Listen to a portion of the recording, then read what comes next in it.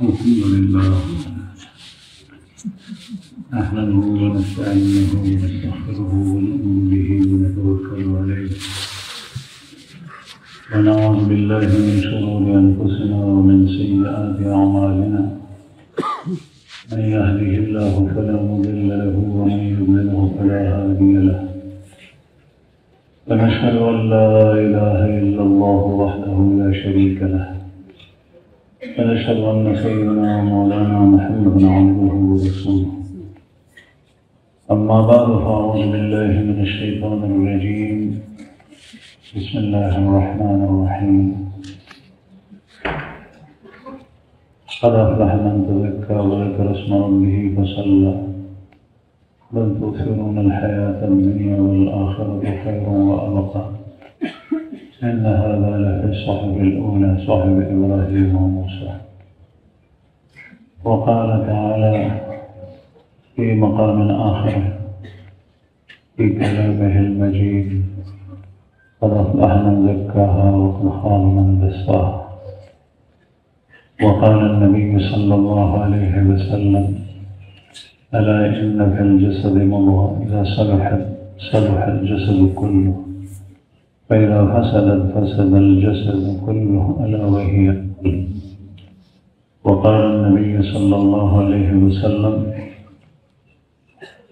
اللهم اهدني لأحسن الأخلاق لا يهدي لأحسنها إلا أنت.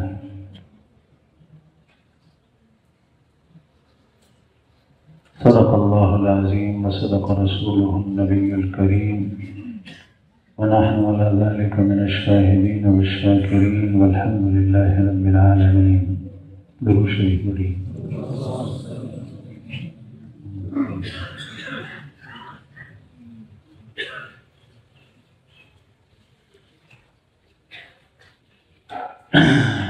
میرے معزز سامعین اور بھائیو، اللہ جل شانہ نے ایک بار پھر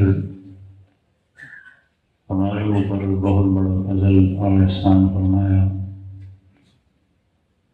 کہ ہمیں پھر کربوغہ شریف کے اندر اس عظیم مسجد میں ایک عظیم عالمی اصلاحی تربیتی روحانی اور فکری اجتماع میں جمع فرمایا. اللہ تعالیٰ کا بہت زیادہ شکر ادا کریں. الحمدللہ ثم الحمدللہ. اور حضرت دامن برکاتہ العالیہ کی سرپرستی میں یہ اللہ جل شانہ کی بہت بڑی نعمت ہے. لوگ اکٹھے ہوتے ہیں لیکن ایسا اجتماع، اس میں ہماری شرکت یہ ہمارے لیے بہت بڑی اللہ جل شانہ کی طرف سے سعادت مندی ہے، خوش بختی ہے. تو اللہ پاک نے کرم فرمایا، پھر کربوغہ شریف کی فضاؤں میں اس اجتماع میں ہم شریک ہوئے. اللہ تعالیٰ ہماری آپ کی اور آخر تک تمام آنے والوں کی شرکت کو قبول فرمائے اور اس عظیم اجتماع کو ہمارے لیے اور پوری امت کے لیے نفع بخش بنائے. معزز سامعین، قوموں کا عروج و زوال، قومیں ترقی کرتی ہیں اور زوال پذیر ہوتی ہیں. اس کے ضمن میں افراد کا زوال یقینی ہوتا ہے. قومیں ترقی کرتی ہے تو وہ قوم جن افراد پر مشتمل ہوتی ہے وہ بھی ترقی کر جاتی ہے، قومیں نیچے آتی ہیں اور وہ افراد بھی نیچے گرتی ہیں۔ آج کل یہ بھی ایک عجیب سوچ ہے کہ کسی مسلمان ملک پر کوئی آفت آتی ہے، چاہے وہ مسلمانوں کی حکومت ہو، چاہے وہ ایک خطے کے لوگ ہوں، تو دوسری حکومتوں اور دوسرے خطے کے لوگ سمجھتے ہیں کہ ہمارے اوپر تو یہ مصیبت نہیں آئی، لیکن بحیثیت مسلمان ایک امت ہے، ایک قوم ہے۔ کسی جگہ بھی اگر مسلمانوں پر مصیبت آتی ہے، نیچے گرتے ہیں، تو یہ مسلمانوں کی لیے بڑے نقصان کی بات ہے، خسارے کی بات ہے۔ اور اکثر یہ قاعدہ ہے کہ افراد کی اصلاح سے قوموں کی اصلاح ہوتی ہے، افراد کے عروج و ترقی سے قومیں ترقی کرتی ہیں۔ کبھی ایسا ہوتا ہے کہ بعض افراد ایسے ہوتے ہیں کہ وہ ترقی کرتے ہیں لیکن وہ چند ہوتے ہیں، اس لیے قوم کا ان سے کوئی تعلق نہیں ہوتا۔ وہ ذاتی اعتبار سے اچھے ہیں، اعمال کے اعتبار سے، اخلاق کے اعتبار سے، لیکن پوری قوم دوسری طرف جا رہی ہے تو قوموں کی اجتماعیت کو فائدہ نہیں دے گی۔ البتہ قوموں کے اندر خصوصاً مسلمانوں میں، امت مسلمہ میں دو قسم کے جماعتیں ایسی ہیں کہ چاہے وہ تعداد کے اعتبار سے قلیل کیوں نہ ہو، تو ان کی ترقی سے قومیں ترقی کرتی ہیں اور ان کے زوال سے قومیں نیچے آتی ہیں۔ اور حضرت عبداللہ ابن عباس رضی اللہ عنہما نے ان کی نشاندہی فرمائی، الامراء والعلماء، ایک امراء ہے اور ایک علماء ہے۔ امراء کے پیچھے لوگ چلتے ہیں، ان کی اطاعت کی جاتی ہے، لیکن ان کی اطاعت کے پیچھے ڈنڈا ہوتا ہے، زور ہوتا ہے، محرک وہ چیز ہوتی ہے۔ علماء کی اطاعت کی جاتی ہے، ان کے پیچھے لوگ چلتے ہیں، لیکن ان کی اطاعت کے پیچھے عقیدت ہوتی ہے، علماء کا احترام ہوتا ہے، دل میں علماء کو اچھا دیکھا جاتا ہے، اس بنا پر جو ہے وہ جماعتیں، لوگ علاقوں کے علماء کے پیچھے چلتے ہیں۔ اس لیے انہوں نے ارشاد فرمایا کہ اگر یہ دو جماعتیں ٹھیک ہو جاتی ہیں تو پوری قوم اور امت ٹھیک ہو جاتی ہے، اور خدا نخواستہ یہ دو جماعتیں غلط ہو جائیں، راستے سے ہٹ جائیں، تو پھر ساری کی ساری امت راستے سے ہٹ جاتی ہے۔ اللہ جل شانہ اس سے ان تمام حضرات کی اور ہم سب کی حفاظت فرمائیں کہ ہم راستے سے ہٹ جائیں۔ بہرحال میں اس کر رہا تھا کہ جو افراد جن سے قومیں بنتی ہیں، اگر قومیں ترقی کرتی ہیں تو افراد بھی ترقی کرتی ہیں، اور قومیں تنزل کا شکار ہوتی ہیں تو افراد بھی تنزل کا شکار ہوتے ہیں۔ اور قوموں کی ترقی اور تنزل اعمال اور کردار کے اوپر موقوف ہے۔ ان اللہ لا یغیر ما بقوم حتی یغیروا ما بانفسہم، اللہ جل شانہ نے کسی قوم کو جو فضیلت دی ہے، جو نعمتیں دی ہیں، اللہ پاک اس میں تبدیلی نہیں لاتا کہ وہ نعمت اور وہ فضیلت اور وہ خوبی اس قوم سے چھین لے، حتی یغیروا ما بانفسہم، یہاں تک کہ جب وہ اپنے اندر تبدیلی لاتے ہیں تو پھر اللہ کی طرف سے وہ چیز اسے چھن جاتی ہے۔ اگر وہ خود ایسا کرے تو وہ کردار اور عمل کے لحاظ سے قرآن کریم کے اندر جو سورت سبحان الذی اسریٰ بعبدہ لیلا من المسجد الحرام الی المسجد الاقصی کہ اس کے اندر اسراء اور معراج کا واقعہ ابتدا میں اس کے فوراً بعد بنی اسرائیل کا تذکرہ حضرت موسیٰ علیہ السلام کی قوم کا، اور ان کے بارے میں اللہ جل شانہ نے ان کو صراحتاً ارشاد فرمایا لتفسدن فی الارض مرتین، اللہ تعالیٰ جو عالم الغیب، لتفسدن فی الارض مرتین ولتعلن علوا کبیرا، تم سرکشی اختیار کرو۔ جب قوم اپنے کردار کو، اپنے اسلاف کے راستے کو، ان کے مشن کو، ان کے طریق کو چھوڑ دیتی ہے، وہ خطا ہو جاتی ہے، تو پھر اللہ جل شانہ کی طرف سے زوال آتا ہے، اور پھر پر مار بھی ایسے لوگوں کی پڑتی ہے جو اللہ کے دشمن ہیں۔ اللہ جل شانہ سے اس میں کوئی نہیں پوچھ سکتا، لا یسأل عما یفعل وہم یسألون، کہ یہ کیوں مسلط ہو گئے۔ تو میں عرض کر رہا تھا کہ یہ عروج اور زوال اعمال کے اعتبار سے ہے، کردار کے اعتبار سے ہے۔ جتنے اللہ جل شانہ کے بتائے ہوئے راستے کے گزشتہ انبیاء کے امتوں میں ان انبیاء کے راستے کے مطابق اللہ جل شانہ کی عادت تھی، قانون تھا، اور خاتم النبیین صلی اللہ علیہ وسلم کی سنت میں وہی ضابطہ ہے۔ جو اس راستے کے اوپر جتنا چلے گا، جو نبی کریم صلی اللہ علیہ وسلم نے ہمیں چھوڑا ہے، اس قوم کا کردار، افراد کا کردار اسی کے مطابق ہوگا تو اللہ جل شانہ کی طرف سے برکتیں آئے گی، انعامات آئے گی، کام ان کے درست ہوں گے، یہ ترقی کریں گے۔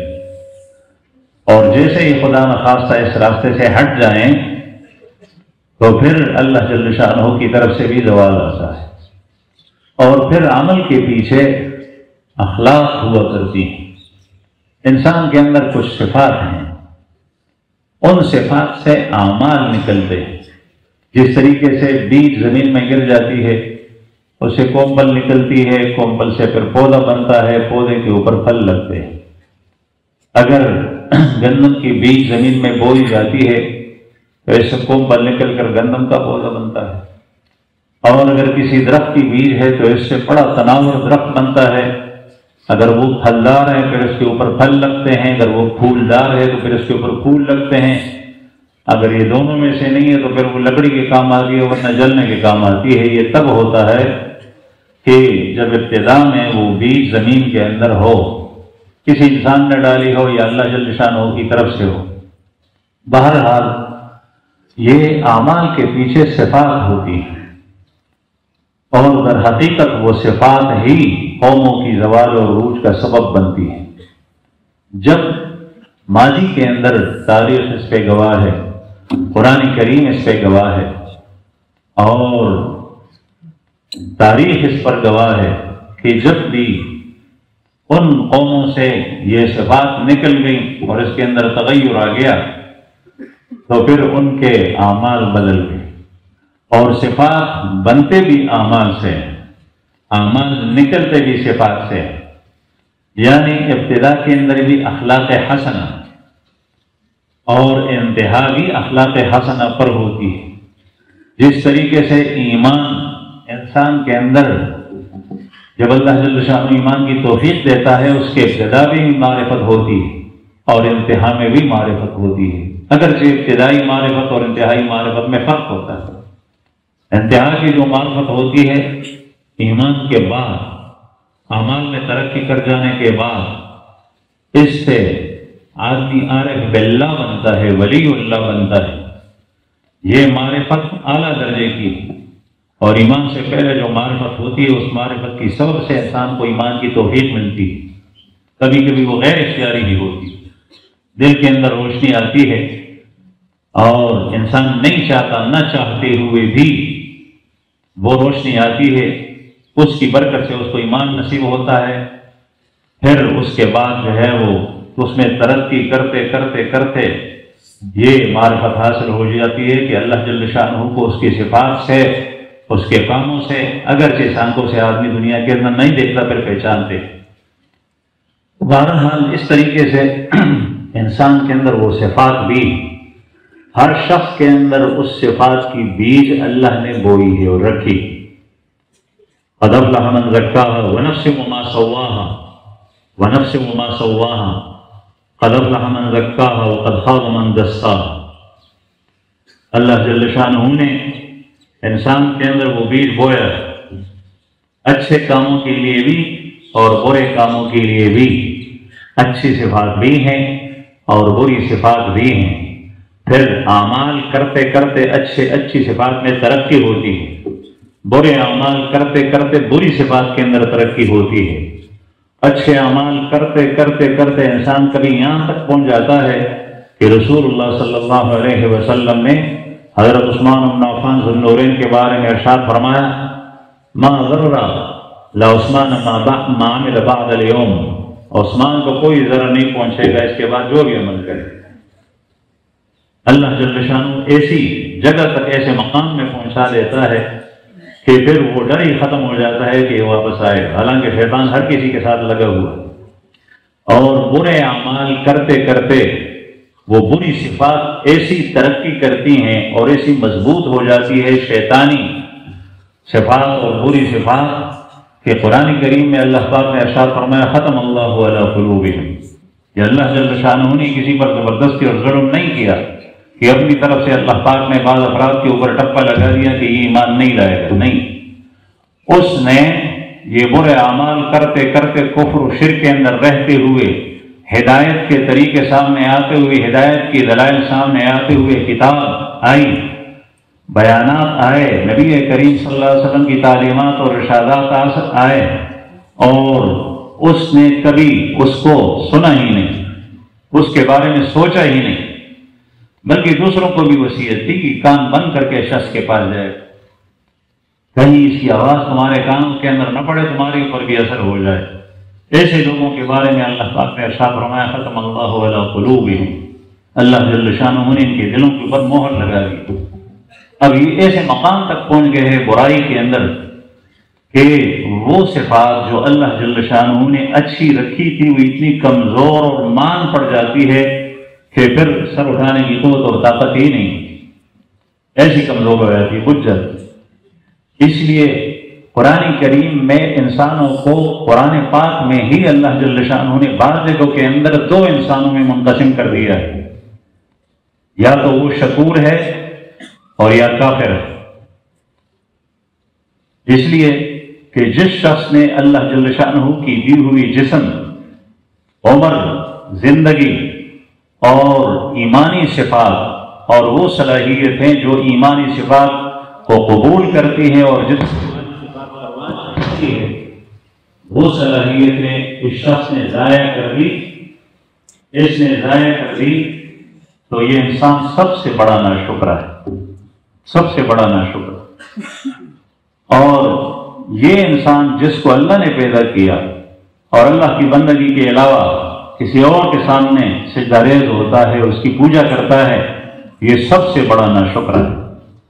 اللہ جل شانہ کی ناقدری کرنے والا زندگی کس نے دی اور زندگی کی ضروریات اور حاجات کس نے پوری کی اور ہر چیز کون دے رہا ہے، لیکن اس کے باوجود کسی اور کی طرف جا رہا ہے، سب سے بڑا ناشکر ہے۔ ہمارے یہاں پہ ایسا ہوتا ہے کہ اگر کسی کو میں کسی شخص کے پاس سے جاؤں، اس کو پہچانوں بھی نہیں، وہ مجھے کھانا کھلائے اور چائے پلائے تو پوری زندگی آدمی اس شخص کو بھولتا نہیں،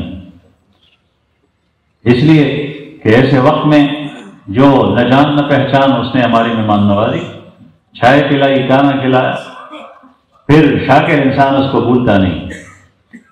ایسا نہیں بنتا کہ جب وہ آتا ہے تو پھر منہ موڑ لیتا ہے کہ میں تو تجھے نہیں پہچانتا۔ تو اس لیے انسانوں کو دو قسموں میں تقسیم کیا ہے، یا شکور ہے اور یا کفور ہے، یا سب سے بڑا ناشکرا اور یا شکر گزار قدردان جو اللہ جل شانہ کی دینی نعمتوں کی قدر کرتا ہے۔ تو کسی انسان کے پاس کوئی گھر نہ ہو، مکان نہ ہو، سواری نہ ہو، مال و دولت نہ ہو، بینک بیلنس نہ ہو، بنگلہ اور کوٹی نہ ہو، کوئی چیز بھی نہ ہو، لیکن اس کو اللہ جل شانہ نے جو صفات دی ہیں وہ صفات اس نے ضائع کی، سب سے بڑا ناشکر ہے، اللہ تعالیٰ کی نعمتوں کی ناقدری کرنے والا۔ میں عرض کر رہا تھا کہ یہ صفات، اس سے اعمال بنتے ہیں اور اعمال سے صفات بنتی ہیں، اعمال صفات سے اعمال نکلتے ہیں اور اعمال کرتے کرتے انسان میں اچھی صفات آتی ہیں۔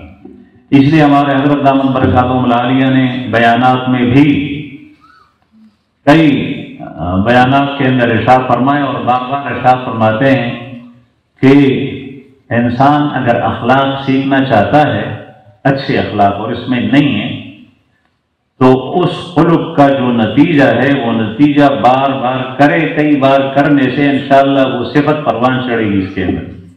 بخل ہے، بخیل ہے، اللہ کے راستے میں مال دینا یہ جی نہیں چاہتا، نہیں دے سکتا، تو زبردستی اپنے آپ سے الگ کر کے کسی فقیر کو دے۔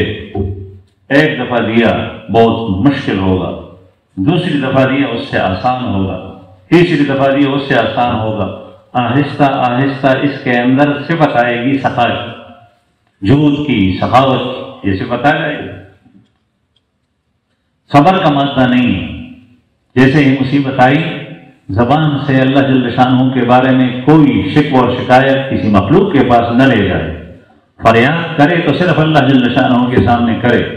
اس طرح ایک دفعہ کیا، دوسری بار کیا، تیسری بار کیا، بار بار کرتے کرتے اس کے اندر وہ صفت صبر کی آئے گی۔ شکر کی صفت اس کے اندر نہیں ہے کہ عادت آج سے ڈالے کہ جو بھی نعمت آئے اس پر اللہ کا شکر ادا کرے، اور یہ نعمت ہے کہ اللہ جل شانہ نے اسے جماع میں پہنچایا، الحمدللہ۔ یہ نعمت ہے کہ نماز با جماعت پڑھنے کے لیے اللہ تعالیٰ نے مسجد میں آنے کی توفیق دی، الحمدللہ۔ یہ نعمت ہے کہ آپ نے وضو کیا، اس وضو کے ذریعے سے آپ کے لیے وہ چیزیں جو آپ بغیر وضو کے نہیں کر سکتے کہ اللہ پاک نے جائز کرا دی، الحمدللہ۔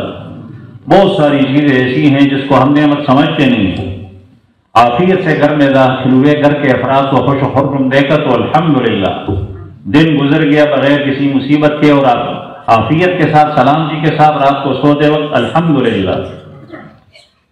تو ہر چیز پر آپ اللہ کا شکر ادا کریں گے۔ اب آپ کے اندر اس بار بار زبان پر شکر کے الفاظ لانے سے اور سوچ اور خیال کرنے سے دل کے اندر شکر کی صفت پیدا ہو جائے گی۔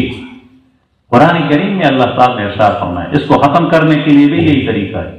فَلَمَّا زَاغُوا أَزَاغَ اللَّهُ قُلُوبَهُمْ فَلَمَّا زَاغُوا أَزَاغَ اللَّهُ قُلُوبَهُمْ۔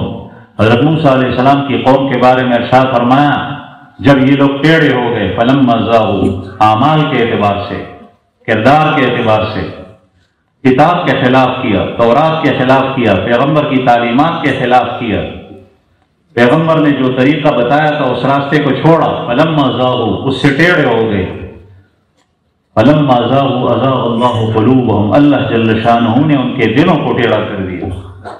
تو ظاہری اعمال کے اوپر انسان کی صفات بنتی ہے، اور صفات بننے کے بعد حسن اخلاق، حضرت ارشاد فرماتے ہیں حسن اخلاق یہ ہے، اخلاق کی کئی قسمیں ہیں۔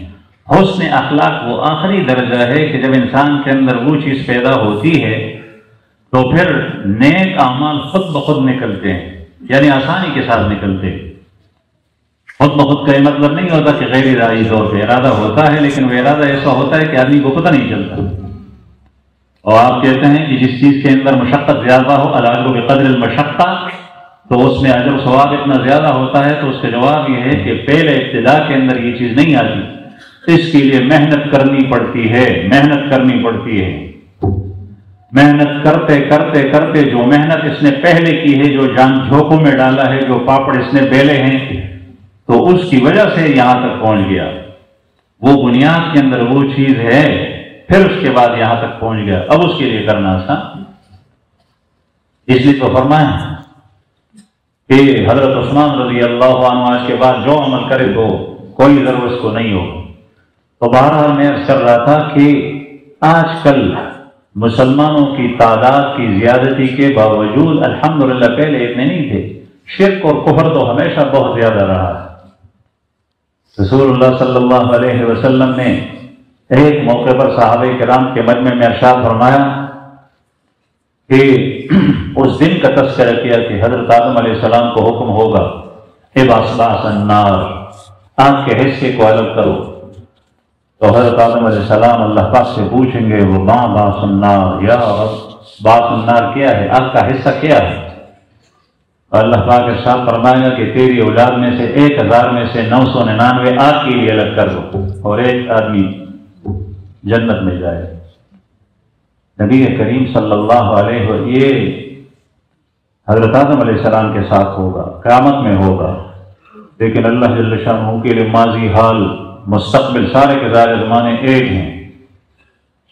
اہل سنت والجماعت کا عقیدہ ہے کہ جنت اور جہنم بنی ہیں، کون جنت میں جائے گا کون جہنم میں گرا ہے یہ سب اللہ جل شانہ کو پتہ ہے، کس کے ساتھ کیا معاملہ ہوگا یہ سب اللہ جل شانہ کے علم میں۔ رسول اللہ صلی اللہ علیہ وسلم نے صحابہ کو جس وقت یہ حدیث ارشاد فرمائی اور یہاں تک پہنچ گئے، صحابہ کی چیخیں نکلی، ہمیں کچھ اثر نہیں ہو کہ جب 1000 میں 999 جہنم میں جائیں گے تو یا رسول اللہ ہمارا حشر کیا ہوگا، ہم کس کاتے میں ہوں؟ یہ تو جنت میں جانا بہت مشکل۔ آپ صلی اللہ علیہ وسلم نے ارشاد فرمایا کہ تمہاری مثال مشرکین میں اور یاجوج ماجوج کی نسبت ایسی ہے جس طریقے سے بیل ہو اور اس کا رنگ کالا ہو اور اس کے اندر ایک ٹکیا کالے بیل کے اندر سفید ہو، تو تمہاری مثال وہ سفید ٹکیے کی طرح ہے اور باقی سارا بیل کالا، یہ مشرکین۔ اور یا اس کے مقابل سفید بیل ہو اس میں ایک ٹکیا کالا ہے، یعنی مسلمانوں کی تعداد کم ہے۔ یہ تعداد اللہ جل شانہ مشرکین سے پوری کرے گا۔ لیکن معزز سامعین، پہلے ہم اپنی ایمان کے اوپر غور کریں، نظر ڈالیں کہ آیا ہم نے ایمان کی حفاظت کی ہے؟ ہمارا ایمان ہے؟ ایمان کا معیار وہ ہو جو اللہ جل شانہ کے ہاں ہے، جو رسول اللہ صلی اللہ علیہ وسلم نے اپنی امت کو ارشاد فرمایا اور چھوڑا ہے۔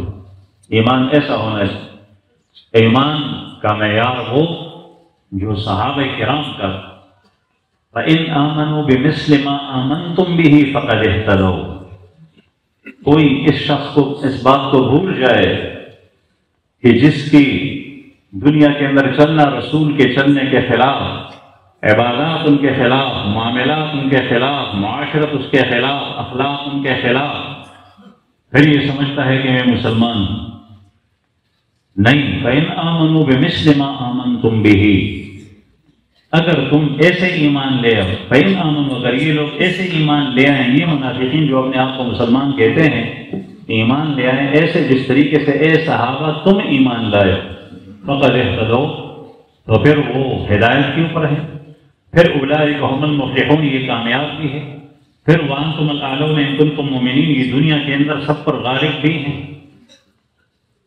اور ان کا کردار کیسے ہوگا، ان کی صورت کیسی ہوگی؟ میں ایک واقعہ یاد آیا، اور صحابہ کرام کے، چونکہ قرآن کریم میں اللہ پاک نے ارشاد فرمایا ہے، مجھے صحابہ کرام کے اور اپنے اکابرین کے اس کے بعد واقعات بیان کرنے میں مزہ آتا ہے، انہی کی اتباع کرنی چاہیے۔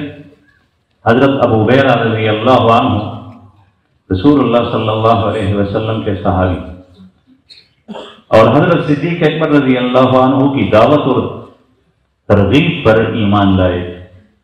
حضرت صدیق اکبر ایمان لائے، پھر چند افراد کو دعوت دی، جس میں حضرت عثمان بن عفان رضی اللہ عنہ، ابو عبیدہ ابن جراح رضی اللہ عنہ، یہ لوگ ایمان لے۔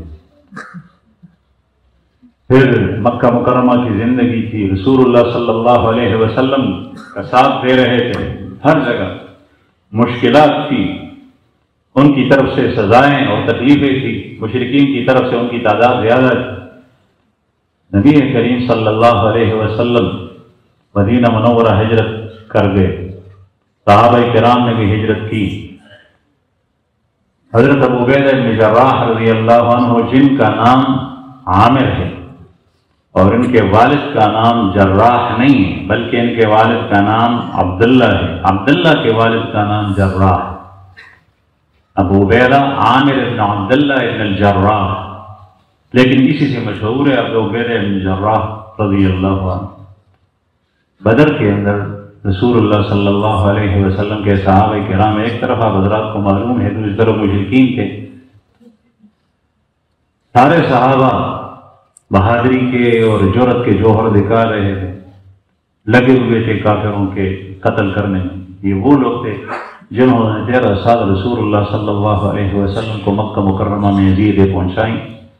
اب ایمان کو دیکھیں، ابو عبیدہ بن جراح رضی اللہ عنہ، حضرت عبداللہ بن عمر رضی اللہ عنہ صحابہ کرام میں 3 آدمیوں سے بڑے متاثر ہیں، ایک ابو بکر صدیق، ایک عثمان ذو النورین اور ایک ابو عبیدہ بن جراح۔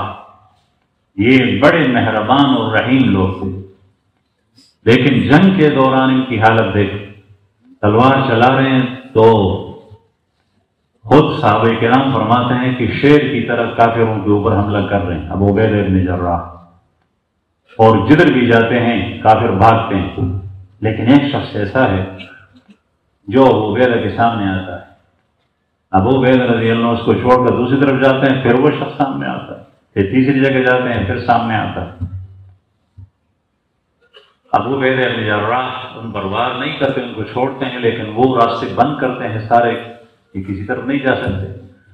جب 2-3 دفعہ اس نے ایسا کیا، آخر میں نے تورنار نکالی اور اس کو قتل کر دیا۔ یہ کون تھے؟ ان کے والد، ابو عبیدہ بن جراح کے والد۔ اللہ جل شانہ کے لیے اور اللہ کے رسول کے لیے باپ سے محبت تھی، لیکن وہ محبت سب ختم۔ اللہ کی محبت کے اوپر، رسول اللہ صلی اللہ علیہ وسلم کی محبت کے اوپر اپنے باپ سے محبت قربان کر دی، اس کو قتل کر دی۔ بار بار سامنے آتا، اس طرح صدیق اکبر رضی اللہ عنہ کو اپنے بیٹے عبد الرحمن نے ایک موقع پر کہا جب مسلمان ہوئے کہ ابا جی آپ میرے سامنے بدر میں آئے تھے، لیکن میں نے کہا میرے باپ ہیں۔ ابو بکر صدیق رضی اللہ عنہ فرماتے ہیں اگر تو میرے سامنے آتا تو میں ہرگز تجھے نہیں چھوڑتا، اس لیے کہ یہ اللہ کے لیے۔ کتاب والے نے لکھا ہے، تاریخ میں، رجال کی کتابوں میں یہ واقعہ ہے کہ یہ ابو عبیدہ نے اپنے باپ کو نہیں قتل کیا، بلکہ اس کی باپ کے اندر شرک کو قتل کیا ہے، اور یہ اللہ کے لیے اس نے کیا ہے۔ اس لیے کسی بھی کام کو کرتے وقت یہ ہونا چاہیے۔ ہماری کتابوں کے اندر یہ لکھا ہے کہ اگر کافروں سے کہیں لڑائی ہوئی اور کافروں نے مسلمانوں کے بچے اٹھائے اور تطرس بہم، مسلمانوں کے سامنے اس کو کر دیا کہ مسلمان تیر مار رہے ہیں تو مسلمانوں کے بچے لگ رہے ہیں، اس وقت کرنا کیا چاہیے، اور وہ ان کو لے کے یوں آگے پیش قدمی کر رہے ہیں، اور اگر وہ پہنچ گئے مسلمانوں کے پاس تو مسلمانوں کے علاقے کو فتح کریں، تو کیا کرنا چاہیے؟ تو فقہاء نے لکھا ہے کہ اس وقت مسلمانوں کو تیر مارنی چاہیے، رمی کرنی چاہیے، فائر کرنا چاہیے، چاہے وہ مسلمان بچے لگیں، لیکن اس وقت ہاتھ کے اوپر تو وہ نہیں کر سکتے ہاتھ سے، البتہ دل سے کر سکتے ہیں۔ دل میں یہ نیت کرے کہ یہ گولی میں کافر کو مار رہا ہوں، یہودی کو مار رہا ہوں، اس بچے کو نہیں، اس لیے کہ دل کے اندر یہ سوچ اس کی بن سکتی ہے۔ دل کے احکام الگ ہیں، اور دل کے احکام ہیں وہ احکام اعضاء سے ادا نہیں ہوتے، اور اعضاء کے احکام ہیں، اور پھر دل کے احکام ایسے ہیں کہ اگر اس میں تغیر آ گیا تو بظاہر اعضاء اور جوارح کے احکام اچھے ہوں گے، لیکن ان میں تغیر آ جائے گا، وہ ٹھیک نہیں۔ اس لیے فرمایا انما الاعمال بالنیات۔ تو بہرحال حضرت ابو عبیدہ بن جراح رضی اللہ عنہ انہوں نے باپ کو قتل کر دیا رسول اللہ صلی اللہ علیہ وسلم کے ساتھ۔ غزوہ احد میں ابو عبیدہ بن جراح شریک تھے، اور یہ ان 10 صحابہ کرام میں ہیں جنہوں نے نبی کریم صلی اللہ علیہ وسلم کا گھیراؤ کیا تھا سخت وقت میں، تاکہ آپ صلی اللہ علیہ وسلم کو کافر نقصان نہ پہنچائے۔ ان میں ایک ابو عبیدہ رضی اللہ عنہ۔ اس جنگ کے اندر رسول اللہ صلی اللہ علیہ وسلم کی پیشانی مبارک اور چہرہ اور دندان زخمی ہوئے، اور دان مبارک ٹوٹ گیا۔ تو یہ جو رخسار ہے، گال ہے، رخسار مبارک میں خود کی کڑیاں اندر گھس گئی. آپ صلی اللہ علیہ وسلم کے جسم اطہر سے خون بہا. تو جیسے ہی وہ دونوں لشکر الگ ہو گئے تو ابو بکر صدیق رضی اللہ عنہ نے آ کر اس کڑیوں کو جو خود کی کڑیاں تھی وہ نکالنا چاہا. ابو عبیدہ رضی اللہ عنہ فوراً آگے بڑھے، ابو بکر کو ہاتھ سے روکا کہ اللہ کی قسم یہ کام میرے لیے چھوڑ دو، تم نہیں کرو، کھڑیاں میں نکالوں. وہ زمانے کے اندر ایسی جراحی نہیں تھی جس طریقے سے آج کل. تو ابو عبیدہ بن جراح کہتے ہیں کہ میں نے سوچا کہ اس کو ہاتھوں سے نکالوں گا تو انسان کے ہاتھ سے چہرہ زیادہ نازک ہے. آپ صلی اللہ علیہ وسلم میرے ہاتھ تو دکھیں گے نہیں اور آپ صلی اللہ علیہ وسلم کا چہرہ آپ کو تکلیف زیادہ ہو، اس لیے میں اپنے دانتوں سے اس کو نکالتا ہوں تاکہ مجھے بھی تکلیف کا احساس ہو اور اسی احساس کی وجہ سے آپ صلی اللہ علیہ وسلم کو زیادہ تکلیف نہ ہو. چنانچہ یہ آگے بڑھے اور ہاتھوں کے بغیر ثنایا سے سامنے والے دانتوں سے ایک کڑا نکالا، اس سے دانت گر گئے، سقطت ثنایا. پھر وہ دوسرا کڑا دوسرے دانت سے نکالا، وہ بھی گر گئے. عربی زبان میں اس شخص کو جس کے سامنے والے دانت گر گئے وہ اس کو احتم کہتے ہیں. ابو بکر صدیق رضی اللہ عنہ ارشاد فرماتے ہیں کہ میں دوسرے لوگوں میں جن کے سامنے کے دانت نہ ہوں، میں نے ابو عبیدہ سے زیادہ کسی کو حسین نہیں دیکھا. احتم لوگوں میں جو میں نے حسین دیکھا تو وہ ابو عبیدہ رضی اللہ عنہ کو دیکھا. اور یہ دانت کس وجہ سے گر گئے تھے؟ رسول اللہ صلی اللہ علیہ وسلم کی راضی. یہ محبت، اپنی ذات کی کوئی پرواہ نہیں، نبی کریم صلی اللہ علیہ وسلم کی ذات اقدس. ابو عبیدہ بن جراح رضی اللہ عنہ رسول اللہ صلی اللہ علیہ وسلم کی حیات میں تھے. پھر آپ کے بعد ابو بکر صدیق رضی اللہ عنہ کی دور خلافت میں اور کبھی بھی امیر کی خلاف ورزی کسی بھی کام میں نہیں تھی. حالانکہ سابقین اولین میں سے کسی جگہ بھی خلاف ورزی نہیں، جو حکم ملا وہ کیا. کسی جماعت کی کامیابی کا راز یہ بھی ہے کہ امیر کی خلاف ورزی نہ کی جائے. تو ایک دفعہ حضرت ابو بکر صدیق رضی اللہ عنہ کی دور خلافت جب ختم ہوئی، حضرت عمر فاروق رضی اللہ عنہ کا زمانہ آیا. ابو عبیدہ رضی اللہ عنہ شام میں لڑ رہے تھے کافروں کے ساتھ. اس زمانے کے اندر شام میں ایک وبا آئی، طاعون، اور وہ وبا ایسی تھی کہ بالکل آندھی کی طرح، تیز آندھی کی طرح، جس چیز کے اوپر جاتی تو کسی چیز کو نہیں چھوڑتی، لوگ مرتے گئے. اس اسنا میں حضرت عمر فاروق رضی اللہ عنہ کو اطلاع پہنچی کہ شام کے اندر وبا آئی. ابو عبیدہ بن جراح رضی اللہ عنہ، بعض افراد بڑے قیمتی ہوتے ہیں، تو حضرت عمر فاروق رضی اللہ عنہ نے محسوس کیا کہ یہ بھی طاعون اور اس وبا میں آ سکتے ہیں، تو ان کو فوراً خط بھیجا اور خط میں یہ لکھا کہ یہ خط آپ کو دن کو پہنچے تو عام شام نہ کریں، یعنی غروب کا انتظار نہ کریں، اور رات کو پہنچے تو طلوع شمس کا انتظار نہ کرے، فوراً مدینہ چل پڑے، مجھے آپ سے بہت ضروری کام ہے. اور زمانے کے اندر خط وہ جاتا بھی بہت تیز. حضرت عمر فاروق رضی اللہ عنہ امیر المومنین نے ڈاک کا انتظام قائم کیا، اور کتابوں نے لکھا ہے کہ حجاج ابن یوسف کا رابطہ محمد ابن قاسم سے. حجاج ابن یوسف عراق میں ہے، محمد بن قاسم پاکستان میں ہے، جنوب میں سمندر کے کنارے جو لڑ رہے تھے ہندوؤں کے ساتھ. رابطہ ہوتا تھا تو 3 دن میں خط آتا جاتا، 3 دن میں. اور جنگ کے امور کے بارے میں حجاج ابن یوسف بڑے ماہر، اگر کوئی مشورہ پوچھتا محمد بن قاسم تو وہ خط کے ذریعے سے پوچھتے، وہاں جواب آتا کہ یہاں کھڑے ہو جاؤ، یہاں سے مارو، اس طرح کرو، اس پر عمل کرتے ہوئے پھر فتح پر. یہ خط کے ذریعے سے ہوتا تھا. موبائل نہیں تھا، نیٹ نہیں تھا، یہ چیزیں نہیں، آج کل کی طرح جہاز نہیں تھا، لیکن اتنا تیز انتظام. تو حضرت عمر فاروق رضی اللہ عنہ نے ابو عبیدہ رضی اللہ عنہ کو خط بھیجا کہ آپ جلدی مدینہ منورہ پہنچ جائیں. ابو عبیدہ بن جراح رضی اللہ عنہ کو جیسے ہی خط پہنچا اور خط کا مضمون پڑھا تو حاضرین کے سامنے کہا کہ میں سمجھ گیا خط کا مطلب کیا ہے، اور پھر ان سے کہا کہ امیر المومنین اس شخص کو باقی رکھنا چاہتا ہے جو اللہ کے ہاں باقی رہنے والا نہیں ہے، دنیا سے جانے والا۔ پھر جواب میں لکھا کہ امیر المومنین کبھی بھی ان کی خلاف نہیں کیا، ان کی بات کو نہیں ٹکرایا، لیکن یہ ایک بات ہے جس کو ٹکرا دی۔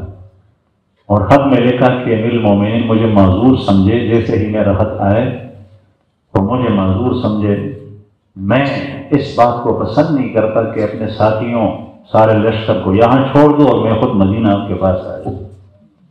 جو مصیبت میرے ساتھیوں پر آنے والی ہے وہ میں اپنے حق میں بھی پسند کرتا ہوں کہ وہ میرے اوپر گیا ہے۔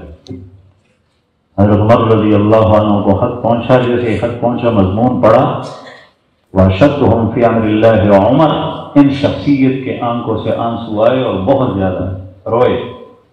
پاس بیٹھنے والے نے پوچھا کہ امیر المومنین کیا ہوا؟ ابو عبیدہ بن جراح رضی اللہ عنہ کا انتقال ہوا، دنیا سے تشریف لے گئے؟ تو فرمایا کہ نہیں، لیکن جانے والے۔ اور پھر خط کا مضمون ان کے سامنے پڑھا تو اس پر روئے۔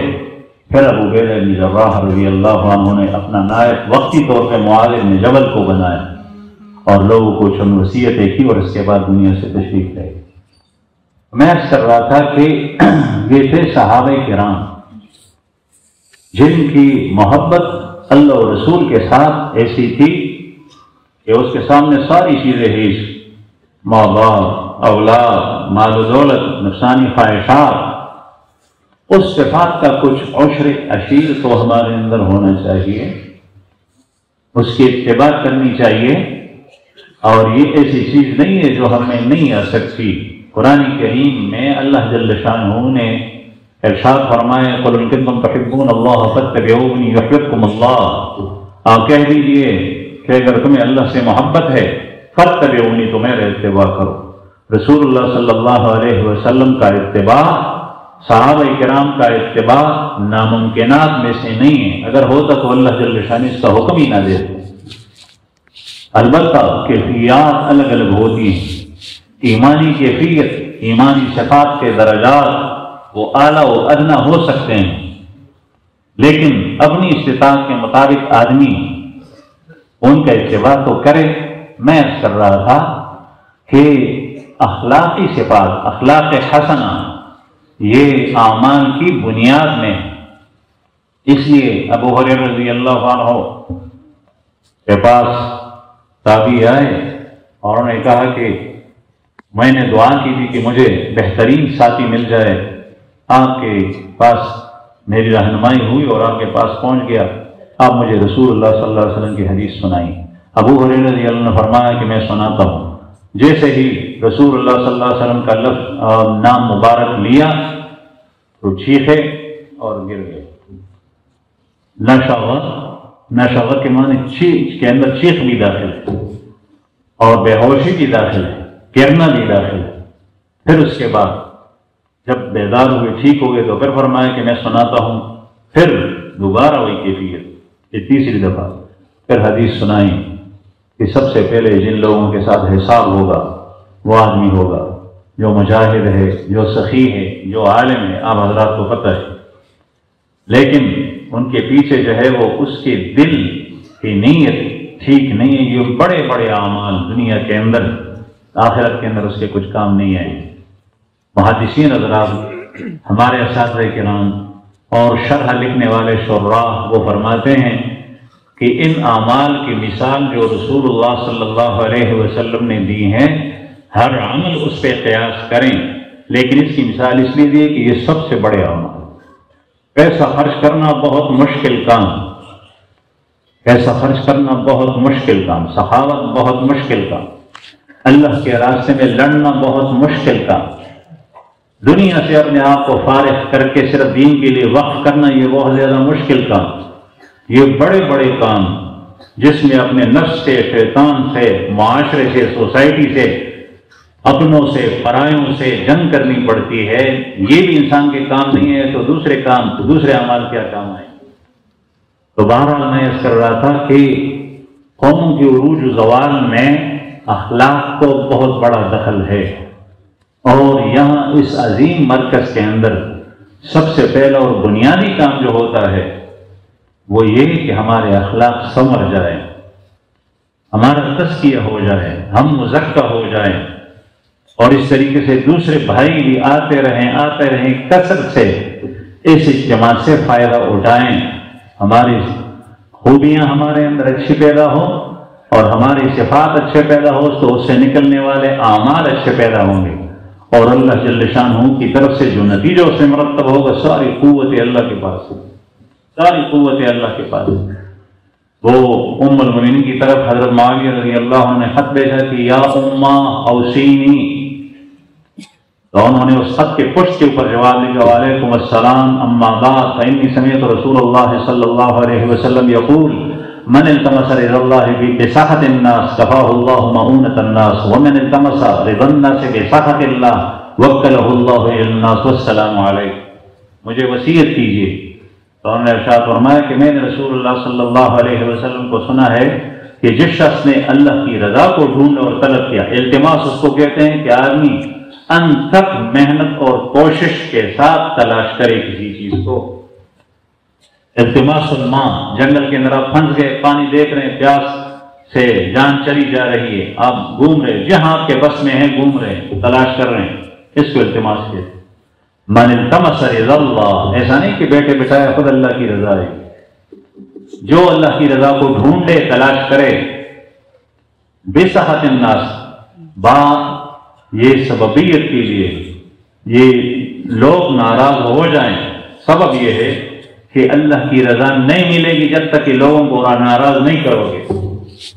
اگر لوگ راضی ہیں تو ٹھیک ہے، اگر لوگوں کی رضا اور خوشنودی کے باوجود اللہ کی رضا نہیں ملتی تو لوگوں کو ناراض کر کے اللہ کی رضا کو تلاش۔ کفاہ اللہ مؤونۃ الناس، اللہ جل شانہ سارے کام پورے کرے گا، اور جو اللہ کو ناراض کرے اور اللہ کی ناراضگی کی وجہ سے لوگوں کو خوشنودی حاصل ہو، نماز پڑھے، زکوٰۃ چھوڑے، اخلاق چھوڑے، معاملات چھوڑے، ساری چیزیں چھوڑ دے، تو اللہ جل شانہ اس کو مخلوق کے حوالے کرے گا۔ اور حاجتیں کس طرح پوری ہوتی ہے؟ حضرت عمر فاروق رضی اللہ عنہ خط دریا کے اندر ڈال رہے ہیں، دریا نیل کے اندر، اور اس سے پہلے اس میں جو ہے وہ خوبرو لڑکی، اس کو جس طریقے سے اپنے زوج کے لیے بیاہی جاتی ہے، اس طریقے سے بناؤ سنگار کر کے دریا میں ڈالی جاتی تھی، تب پانی آتا تھا۔ اور حضرت عمر فاروق رضی اللہ عنہ نے پرچی ڈالی، یہ پرچی اس میں ڈال لیں، اس پرچی سے دریا امڑ آیا، اور ایسا بھر گیا کہ اس وقت سے لے کر آج تک دریا نیل کا پانی نیچے نہیں اترا۔ اس کے پیچھے کوئی لو لشکر نہیں تھا، کوئی امریکہ نہیں تھا، کوئی یورپ نہیں تھا، کسی سے مدد نہیں تھی، اللہ جل شانہ کے پاس ساری قوتیں۔ حضرت ابراہیم علیہ السلام اکیلے ہیں، آگ میں ڈالے جائے۔ اس امت کے نبی کریم صلی اللہ علیہ وسلم کی امت ابو مسلم خولانی رضی اللہ عنہ، جو رسول اللہ صلی اللہ علیہ وسلم کی زیارت ہی نہیں ہوئی، وہ اکیلے ہیں اور یمن کے اندر وہ آگ میں ڈالے جا رہے ہیں، آگ سے نکل کر مدینہ منورہ پہنچ گئے، اللہ کی نصرت آتی۔ بہرحال میں عرض کر رہا تھا کہ اس امت کے اندر بھی یہی قانون ہے جو پہلے ہے۔ اللہ جل شانہ ہمیں ذلت سے، رسوائی سے، گمراہی سے اس سے بچائے، اور اللہ جل شانہ ہماری ایمان کی حفاظت فرمائے، لیکن اپنے اخلاق کی فکر کرنی ہے اور اس کے بارے میں محنت اٹھانی پڑے گی، اور اخلاق اچھے ہو جائیں، صبر ہو جائے تو پھر اعمال اور کردار بھی اچھے ہوں گے، اور کردار اور اعمال اچھے ہوں گے تو پورا معاشرہ درست ہو جائے گا، پورا معاشرہ درست ہوگا تو اللہ جل شانہ کی مدد آئے گی۔ اللہ پاک ہمیں اس اجتماع سے زیادہ فائدہ اٹھانے کی توفیق عطا فرمائے۔